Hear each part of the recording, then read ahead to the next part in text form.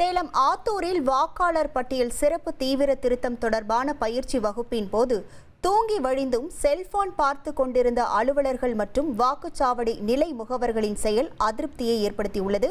முழு விவரங்களோடு இணைகிறார் நமது செய்தியாளர் சங்கர். வணக்கம் சங்கர், இந்த பயிற்சி வகுப்பில் எத்தனை அலுவலர்கள் பங்கேற்றனர்? முழு விவரங்கள். சேலம் மாவட்டம் ஆத்தூரில் வாக்காளர் திருத்தம் குறித்த பயிற்சி முகாம் கோட்டாட்சியர் தமிழ்மணி தலைமையில் நடைபெற்றது.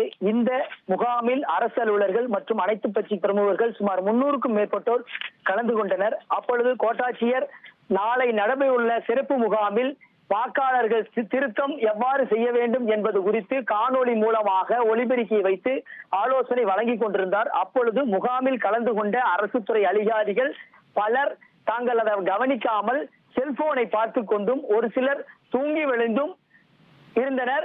இந்த நிகழ்ச்சியில் போது அரசு துறை அலுவலர்கள் சொன்ன எந்த ஆலோசனையும் கேட்காமல் அவர்கள் இருந்த சம்பவம் மிகவும் ஒரு அதிருப்தியான சம்பவத்தை ஏற்படுத்தியுள்ளது.